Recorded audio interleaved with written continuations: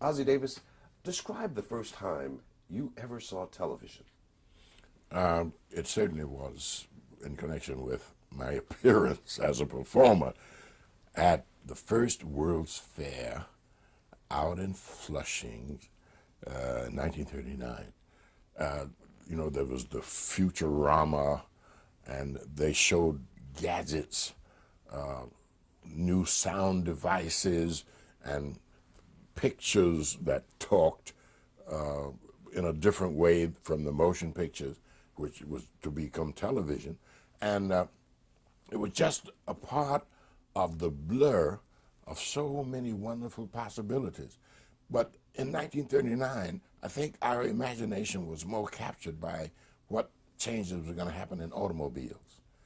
I don't remember anybody being too excited. Television was too electronic. We didn't quite understand how that sucker worked. So I didn't pay that much attention to it.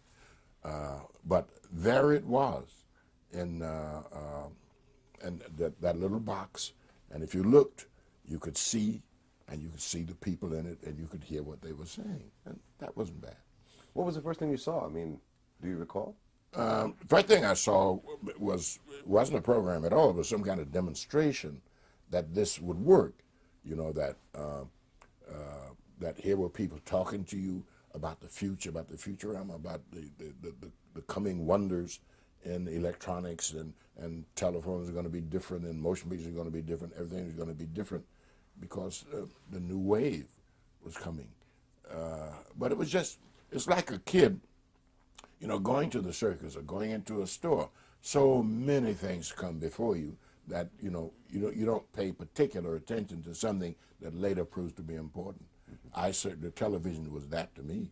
I had no idea or interest in this little box beyond the fact that, yeah, man, that's a cute gadget. And you saw no connection between Ossie's growing determination to become a writer, a playwright, and that little box? Oh, no. Not only that, but Harold, in those days, for Ossie to contemplate being a playwright meant really that I would have to sort of confine myself to what opportunities I could get right at the Rosenberg Players. There was nobody on Broadway sending for black playwrights, and Hollywood hadn't heard of black playwrights. So nothing in my own mind and my ambition even touched upon these as possibilities. I wasn't even looking for that. I wanted to write for the stage. I wanted Dick Campbell and my fellow actors in the Rosenberg Players to be proud of me when I walked in and say, here's the play right here. Let's do this play, which I never did, incidentally. Now, since you saw that little box with the black and white picture in it, how long did it take? When did you see the first black person appear in that little box? Well, after World War II and we came back, there were certain changes in the air and in the atmosphere and in the technology. We heard about television. There was Dumont and some other things like that. And I don't remember the first black person I saw on television. It seems to me that it might have been Eddie Rochester Anderson in something. Maybe it was he, or maybe It was Jack Benny? Yeah, he was very strong with Jack Benny at that time, on radio. Yes. Now, it seems to me that there was some kind of demonstration or whatever it was, and that he was involved in it as a part of what television was.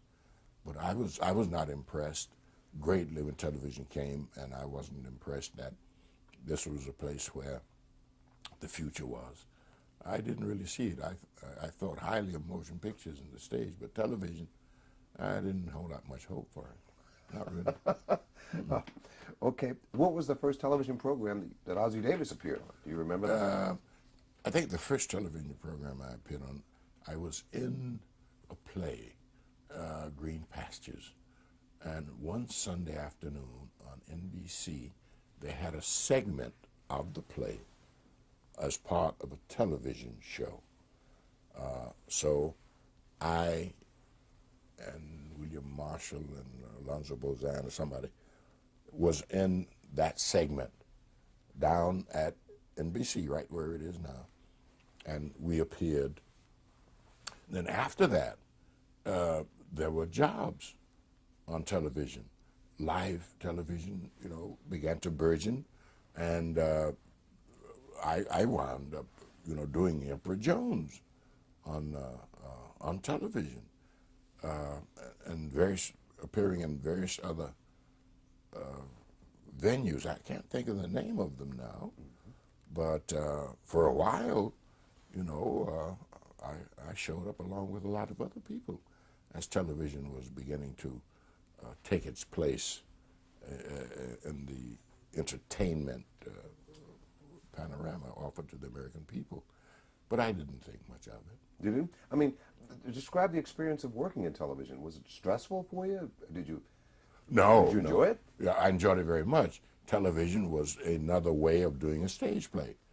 The only thing was that in addition to all the actors on stage, there was the camera on stage too, and it was moving, and it was dancing, and it would be somewhere, and you would be. So you had to learn to relate to your fellow actor, and then prepare to duck over there because the camera was going to come at you through that wall. Well, once you rehearsed all those moves, it was just like doing a stage play. And I remember, I don't remember the first thing I was in, but there were things that I was involved in. I can't think of them now. Then, of course, the series began to be popular, and I was involved in The Defenders. There were other big omnibus shows that I was involved in, and things like that. But I have no coherent memory in terms of appearance of showing up at one stage and then going. I was still concentrating my life on the stage, really. That is, to me, where life was. Even motion pictures were, back over there. So that connection, even though you worked at the NBC studios and television, that connection still didn't really hit. No. It didn't hit me at all. And eventually, television got to be something that began to compete with radio. Because, in those days, radio was the thing. And every Sunday night at 7 o'clock, Jack Benny or whatever. And those shows that used to come on, and I used to be on some of those shows. But then television came, and in the morning there were religious shows that they televised. Did some at CBS, some out on in Brooklyn, and I would be involved in those shows. And then once in a while there was some kind of dramatic special, that I would be involved in. But television eventually began to establish itself as a regular part of American life and a regular part of our life. Now, our response, Ruby and I moved into Mount Vernon in 1950, and television in 49, 50 really began to move out and to challenge motion pictures. The big fight between Hollywood and television went on until about 1954. Meanwhile, we lived in Mount Vernon, and we refused to buy a television set. You did? We finally were the only family on the block that refused to buy a television set. And when our children had to explain to other children why we had no television set, we told them, television set doesn't hire us. We're black actors, and we ain't going to bring no set into our house that refuses to hire us. And for the funny thing was that our children were the ones that everybody pointed out to. They had the distinction of not having television. But that's the way it was only when we left that house over there, moved over here, and Mama came north to live with us, and we wanted to make sure that she had some kind of entertainment. This was in '63 that we bought. You held out a long time. Yeah, we bought a television set. which immediately put us in the middle of the civil rights struggle, you know. But but television to us wasn't quite the enemy, but it wasn't anybody's friend, not in our house, and we didn't treat it that way. Now, you worked at the NBC studios. Can you describe those studios? What was it like working there? The studios were really large empty spaces with a cyclorama, and you would go in and you would rehearse just like the empty stage. And as the week went on, as you built toward the appearance, the carpenters and people would eventually build the sets. The costume people would put the costumes on you, and you would begin to rehearse, and you'd have your dress rehearsals, and eventually you would do the show. It was another way of doing a Broadway show as far as I was concerned, you know, with the technology threaded into it. And I don't think we actors were intimidated by it. I remember doing a thing, Brown Girl, Brown Stones, I think for CBS out in Brooklyn, which was a black woman's novel, and I played the father in that. And you were paid? Oh, yes. Okay. In every instance, I was paid. Yes, yes. Television was not a relative or a friend. I wanted my money, and they gave it to me. Yeah. It wasn't much, but they gave it. Yeah. Now, people have different perceptions of television at the time. Your perception was that it was okay, but it wasn't a friend and it wasn't an enemy. It was just something out there. I'm always slow to accept the latest changes in technology, you know, deliberately so. You know, computers came late to these premises, and even now we're just being forced to get onto the net. You know, we take our time, and we're in no great hurry to be the first. You know, if it proves itself, if it's something we can't do without, like the fax got to be in the computer, got to be in the printer, got to be, we bring it in. But we're not going to be the first. Not us. Not Ossie. Not Ossie. No. Okay. Now, as a black actor, where did you find most of your work during this time? Was it television? It was, I guess it was television, and but also beginning with 1956 on Broadway.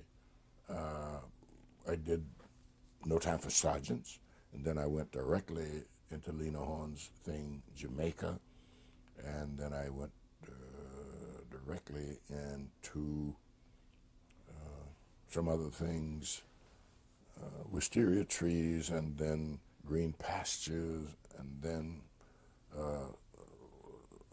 Raisin in the Sun, and then my own play, you know. So basically, it was Broadway, but interspersed in all that was television too. Now, as a black writer, where did you find most of your work? Did you find work in television as a black writer? As a black writer, no. I didn't try to sell into the television market, even the motion picture market. Essentially, I'm a born writer for the stage, and I wrote Pearly Victorious, which was eventually staged in '61, while backstage in other productions. Most of my writing was done backstage. And I wrote, and we did Pearly. However, there was one that was mentioned a short while ago, Alice in Wonder, which was in '53, I believe, and was off Broadway. It sort of was a response to the Blacklist, which I felt strongly about. Yes.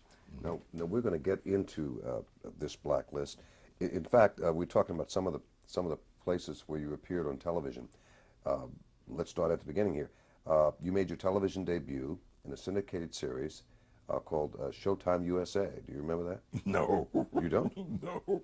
And it was called Green Pastures. It was on Showtime. It said Green Pastures? Yes. I remember Green Pastures, yes, called, sir. Yeah, it was Showtime USA in a show called Green Pastures. You remember that? Yeah. Alice in Wonder? Yeah, which was not television. That was staged both in Harlem and down at Yugoslav Hall, which has been replaced by the bus terminal down at 42nd Street now. A play that I wrote about blacklisting. Then there was the Kraft Television Theater, Emperor Jones. Emperor Jones. Which you did. You also It's did. true. Yeah. Jamaica, you mentioned that. Yeah, Jamaica. And then there was a spell on the road with Claude Rains, the actor, which, oh, that was a delicious time. He was such a beautiful man, that mellifluous voice of his. I enjoyed working with him. That was in '53. Now, you appeared at a CBS television workshop called Brown Girl. Do you remember that? Yeah. Brown Girl, Brown Stones. Brown Stones. Yeah. Yes. Yeah, I remember that very well. And now you talked about this blacklist. How did it affect you? It affected me personally in that I'm sure it denied me opportunities, and it also insulted me. I mean, that same CBS that had given me all these wonderful opportunities didn't hesitate to ask me to sign loyalty oaths, you know, that took strong exceptions. It affected me more in my relationship to my fellow performers and Paul Robeson, in a sense than I felt personally. Although there was a time Rube and I was summoned to come down to Center Street and answer to the committee whether we were communists or not. You know, we went through all of that stuff. This is McCarthyism? Yeah, but we somehow could brave it. You see, being black and having lived in the South with the Ku Klux Klan and people, you know, always insisting you're a second-class citizen and a spy, the committees weren't all that strange to us. But it was to our white friends who had no idea of how mean and evil these things could be, some of whom died or killed themselves. You know, this is what affected us. Simply because they were accused? Yes. As black folks, we said, well, you know, white folks going crazy again, you know, but they'll be back shortly, so let's keep the thing rolling. It was a horrible time. One of our friends, and he got to be friends, worked on CBS, John Henry Falk, you know, who lost his job on the radio because of the blacklist.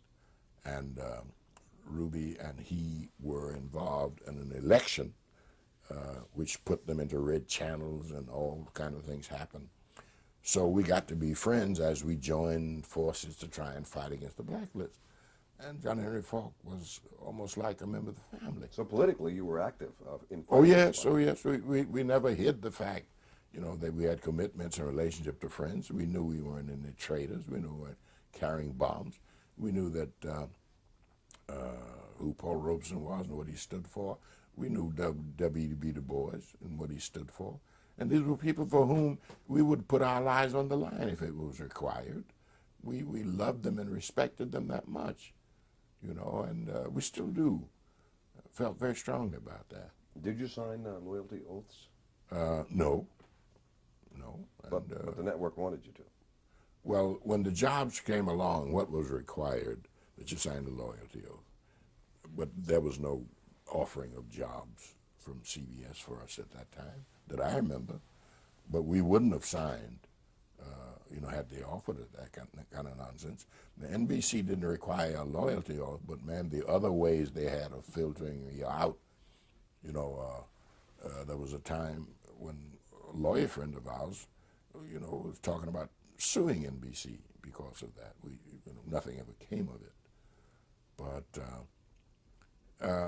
if you may not remember because you were very young, but these awful things took place at the same time some most exciting things were happening in the world, and in Asia and in Africa, and the Bandung Conference, and Nehru, and Robeson, and these people who strode the world stage like giants. We over here, you know, embroiled in this cruddy blacklisting thing, while overseas, you know, huge human beings, you know, were accomplishing things.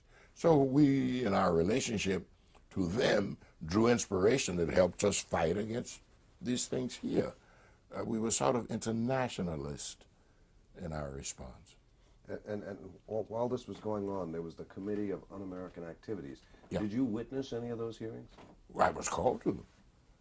I was, on one occasion, the young man who stood up and asked Equity to join in the fight to secure Paul Robeson's passport.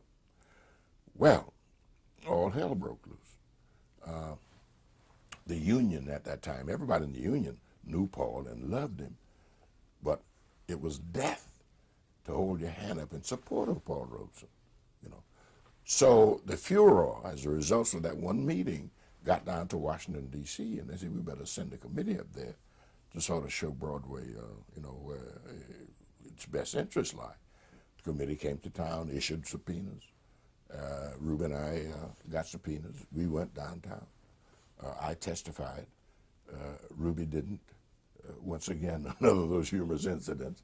Time came to go downtown to testify. We couldn't find a babysitter. And the babies were here. And I said, Ruby, we got to go. She said, I ain't leaving my babies. So I went down and told the powers that be that here I am, but my wife is at home. As soon as she finds a babysitter, she'll be sitting, she'll be here. So they got me in, and they asked me, are you a communist or not? And I said, no, but I have a statement I wanted. He said, are we a communist? No. Well, get down, please. Get him out. Nobody wanted to hear from me. So I left, and then, but Ruby hadn't shown up. So finally, almost at the end of the hearing, I looked down, and here comes Ruby up the steps.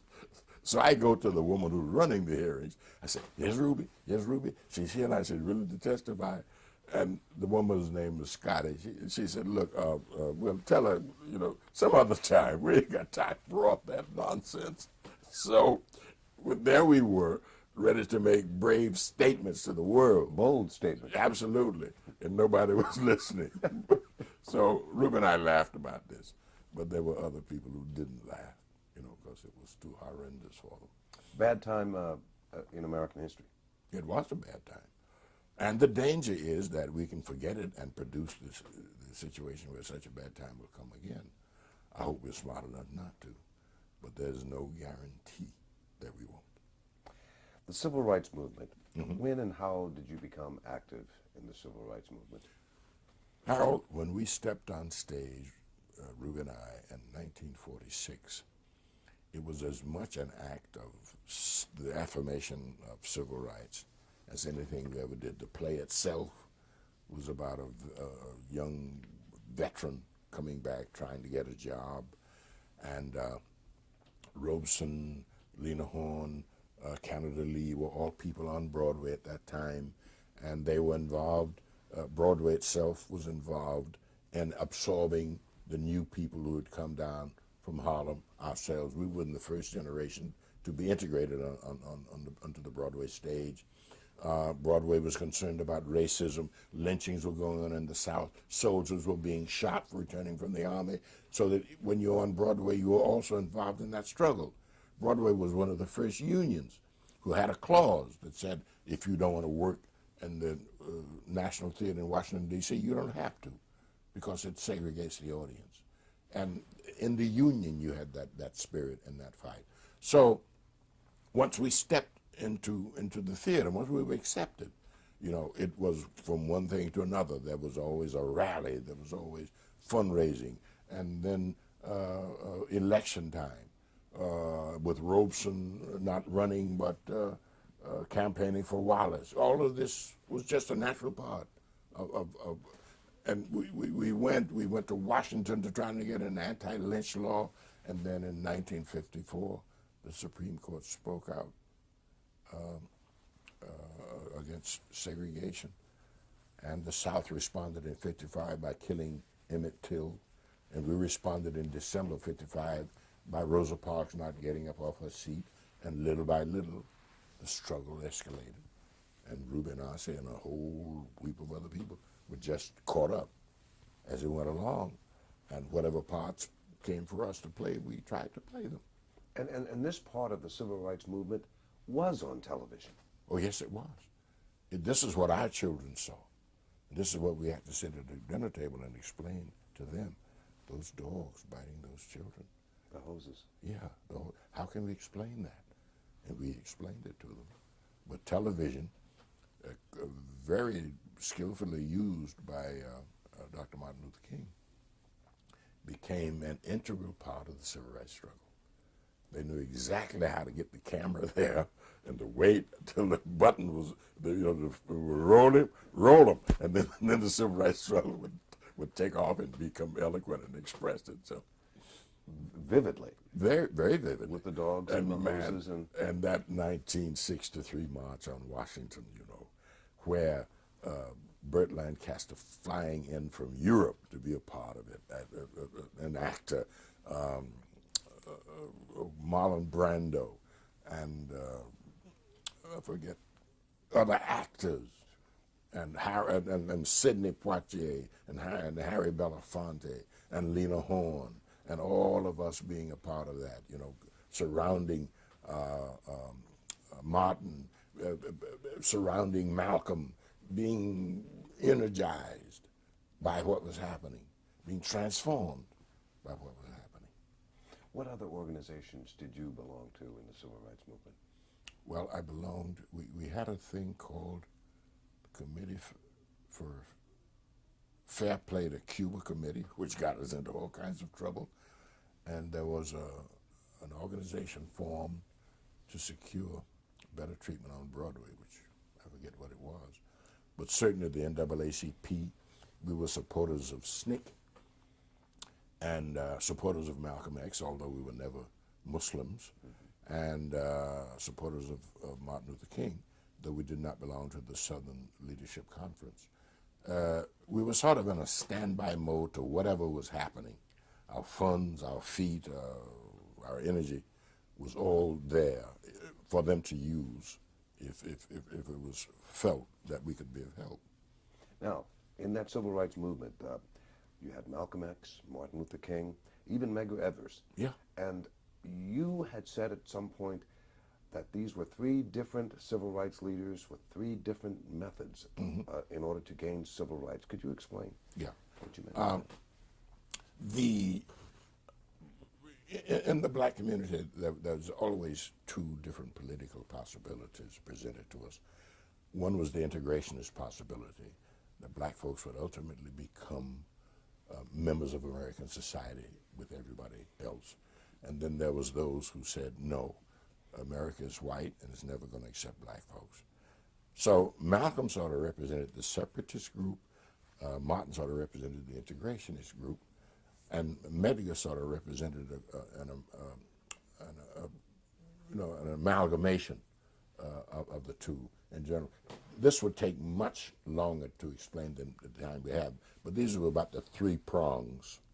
And Ruben and I tried to relate meaningfully to all of those prongs. They were not in opposition, although sometimes they fought among each other, but they always got together in the clutch, and we tried to be there when that happened. Okay. Tape change.